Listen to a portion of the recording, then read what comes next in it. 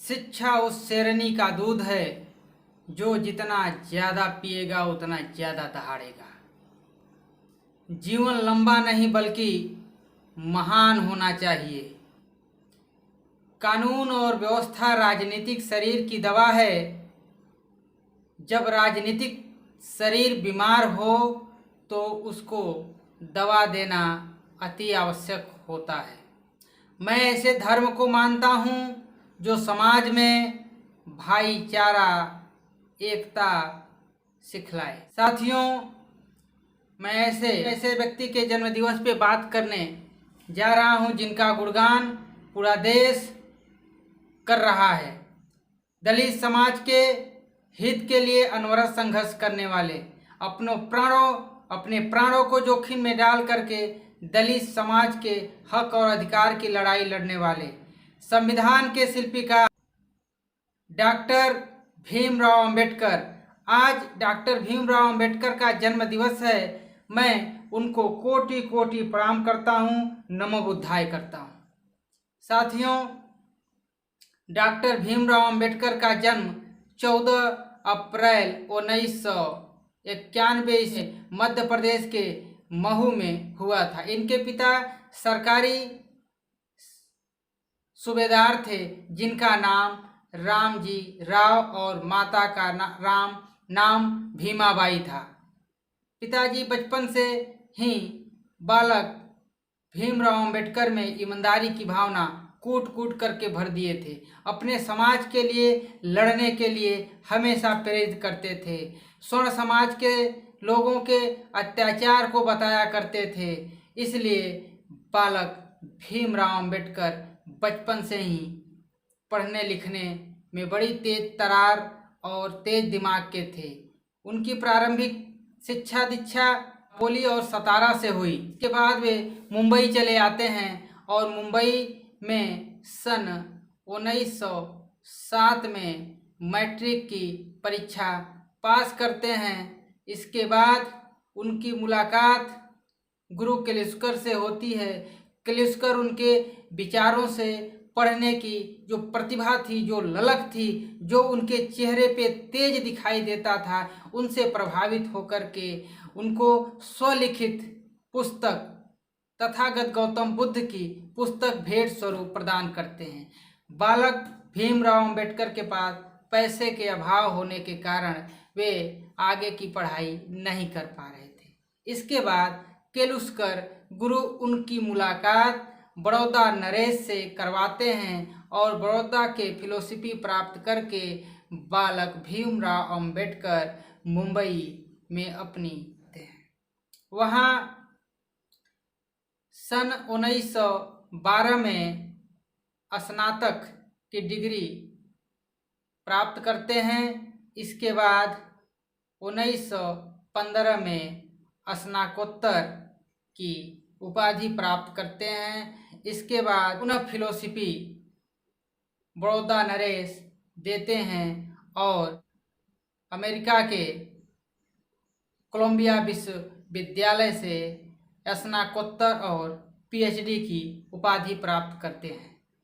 PhD करने के बाद इनकी फिलोसफी जो सहयोग राशि बड़ौदा नरेश देते थे वे समाप्त हो चुकी थी। बताया जाता है कि उस समय इनको मात्र 25 रुपये महीने का दिया जाता था। इसके बाद जब वे भारत लौटने लगे, उसी समय रास्ते में ब्रिटेन लंदन होते हुए लौटना था। इनके मन में आया कि हम क्यों न बीएससी एमएससी की डिग्री भी प्राप्त कर लें। इसके बाद इन्होंने इकोनॉमिक्स और पॉलिटिकल साइंस से बीएससी एमएससी डीएससी और लॉ की उपाधि प्राप्त करते हैं। इसके बाद अंबेडकर भारत लौट आते हैं और अपने शर्त के अनुसार बड़ौदा नरेश के पास सेना के सचिव के पद पे कार्य करते हैं। लेकिन स्वर्ण समाज के बढ़ते अत्याचार, उनके साथ मानवीय व्यवहार करने की वजह से वे काफ़ी नाराज होते थे। सोचते थे कि आज नहीं तो कल हमें इस व्यवस्था को बदलना है। एक इंसान से घृणा कर रहा है। हमारे भारत की संस्कृति किधर जा रही है। ज़्यादा दिन तक वहाँ नहीं रुके और अपने पद से इस्तीफा दे करके वे चले आते हैं मुंबई में अपने पत्नी के साथ रहने लगते हैं और पार्ट टाइम जॉब करते हैं। अध्यापक के पद पे मुंबई में कार्य करते हैं, लेकिन वहाँ भी उनको उसी समस्या का सामना करना पड़ा। स्वर्ण समाज के लोगों ने उनका अपमान करते थे, उनको पानी पीने के लिए अलग व्यवस्था करते थे, उनके हाथ से पानी नहीं पीते थे, उनसे घृणा करते थे। किसी तरह से अंबेडकर बच्चों को पढ़ा करके उनके अंदर अपने प्रति लगाव उत्पन्न करा ले गए। लेकिन पुराने ज़माने के, पुराने विचारधारा के जो शिक्षक थे, वे लोग अंबेडकर का अपमान करते थे। कहते थे अंबेडकर दलित है, अछूत है, ये हमारे साथ नहीं बैठ सकता है और ये हमारे साथ नहीं खा सकता है। अंबेडकर निराश होते हैं और वहाँ से अध्यापक के पद को इस्तीफा दे देते हैं। इसके बाद खाली बैठ जाते हैं। उनका मदद करने साहू जी महाराज आते हैं और अंबेडकर जी से बोलते हैं कि अंबेडकर, आप पत्रिका का संपादन करो, मैं आपका आर्थिक रूप से मदद करूंगा। आप इतने अच्छे विद्वान काबिलियत व्यक्ति हैं, आप पत्रिका में अपने विचारों को छापिए। आपकी विचार जब लोगों तक पहुंचेगी तो लोग प्रभावित होंगे और आपसे जुड़ेंगे। उनके बातों से सहमत होकर के अंबेडकर उनके पत्रिका का संपादन करते हैं। पत्रिका का नाम था मूक नायक और बहिष्कृत भारत। ये पत्रिका सप्ताह में एक बार निकलती थी। जब पत्रिका लोगों के पास पहुंचने लगी तो लोग उनके विचारों से प्रभावित होने लगे, उनके साथ जुड़ने लगे। इसके बाद अंबेडकर अपनी अधूरी पढ़ाई कंप्लीट करने के लिए लंदन चले जाते हैं और वहां जाकर के वरिष्ठर की उपाधि प्राप्त करते हैं। जब वहां से वे लौटते हैं तो अंबेडकर युवाओं के लिए प्रेरणा स्रोत बन गए थे, क्योंकि उनके पास BA, MA, BSc, MSc, DSc, ला, वरिष्ठर जैसे अन्य 26 डिग्रियां, या कह सकते हैं 26 उपाधि प्राप्त हो चुकी थी। इसके बाद समाज में हो रहे अन्याय, अत्याचार, छुआछूत, जाति पाति, ऊंच नीच जैसे कुरीतियों के ऊपर संघर्ष करने लगे, लड़ाई लड़ने लगे। समाज में व्याप्त अंधविश्वास, दलित समाज का शोषण उनसे बर्दाश्त नहीं हुआ और वे अपने बहुजन समाज, दलित समाज, शूद्र समाज के उत्थान के लिए अनवरत संघर्ष करने लगे। एक वाक्य मैं बताऊं, पानी की बहुत बड़ी समस्या थी। लोगों को पानी नहीं दिया जाता था पीने के लिए। अंबेडकर ने कहा कि चलो हम सब मिल करके तालाब में पानी पीते हैं और सैकड़ों दलितों के साथ अंबेडकर जाकर के तालाब में पानी ग्रहण करते हैं। इसके बाद स्वर्ण समाज के लोगों ने उनका विरोध करता है, उनके साथ लड़ाई करते हैं, मारपीट होती है, जिसमें दलित समाज के भाई बहनों का हाथ पैर भी टूट जाता है। अंबेडकर नाराज होते हैं और कहते हैं कि अब हम स्वर्णों के साथ बगावत की क्रांति का आगाज कर दिया हूँ, अब हम पीछे नहीं हटेंगे। और दलितों को मंदिरों में पूजा करने का अधिकार नहीं था। अंबेडकर ने कहा कि हम पूजा करेंगे और सैकड़ों दलितों के साथ मंदिर की ओर आगे बढ़ने लगे। ब्राह्मण और दलित में संघर्ष होता है, युद्ध होता है, घमासान होता है, लेकिन दलित भारी पड़ते गए। जब मंदिर के गेट के पास पहुँचे तो मंदिर का पुजारी मंदिर का गेट बंद कर देता है। इसके बाद अंबेडकर अपने बहुजन समाज के लोगों को लेकर के पीछे हटते हैं और समाज में जो बुराइयां थी उसके लिए संघर्ष करने लगते हैं। महिलाओं को, जो दलित महिलाएं थी, उनको साड़ी पहनने का एक अलग तरीका था। एक विशेष नियम के तरह उनको बाउंडेशन में दे दिया गया था कि तुम इसी टाइप की साड़ी पहनोगे। लेकिन अंबेडकर जी ने कहा कि तुम्हारा जो मन करे वो करो, तुम्हारा जो मन करे वो पहनो, जो मन करे वो खाओ, कोई बाउंडेशन नहीं है, हम देख लेंगे जो होगा।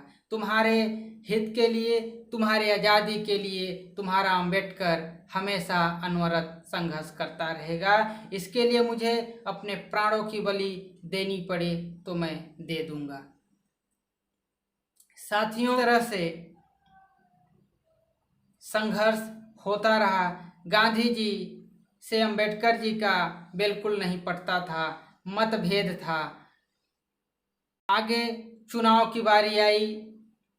जब अंबेडकर चुनाव की बारी आई और अंबेडकर ने मुंबई में पर्चा भरते हैं और चुनाव जीत करके हार जाते हैं, क्योंकि कांग्रेस के बड़े नेता नहीं चाह रहे थे कि अंबेडकर चुनाव जीते और अंबेडकर राजनीति में आए, इसलिए उनको हरा दिया जाता है मुंबई से चुनाव। लेकिन अंबेडकर जी हारने वाले नहीं थे।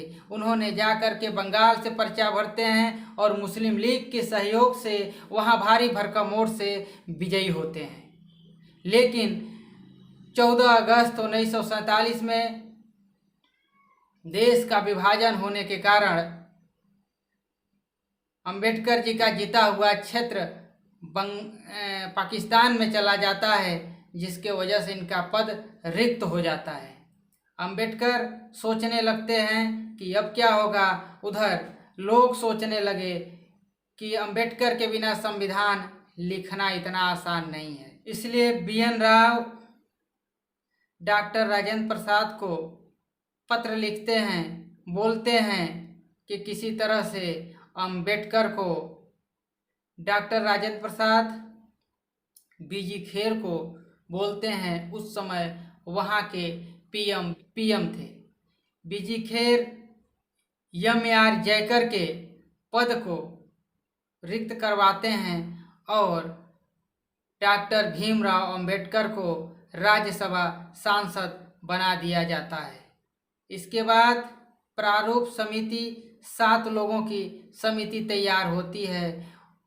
29 अगस्त 1947 को प्रारूप समिति का गठन होता है, जिसमें 7 सदस्य होते हैं और अंबेडकर अपने लक्ष्य की ओर आगे बढ़ने लगते हैं और संविधान लिखने लगते हैं। संविधान लिखते समय का एक मैं वाक्य बताना चाहता हूँ। जो उनका चपरासी था, एक बार अंबेडकर जी से घर जाने के लिए छुट्टी मांगा, कोई इमरजेंसी काम था। अंबेडकर जी ने उनको छुट्टी दे दिया और उनका चपरासी उनके लिए भोजन पानी उनके टेबल पे ले आकर के रख दिया और वे चपरासी अपने घर चले जाते हैं। और जब चपरासी सुबह आते हैं, देखते हैं कि उनका भोजन और उनका पानी उसी तरह से टेबल पे पड़ा था।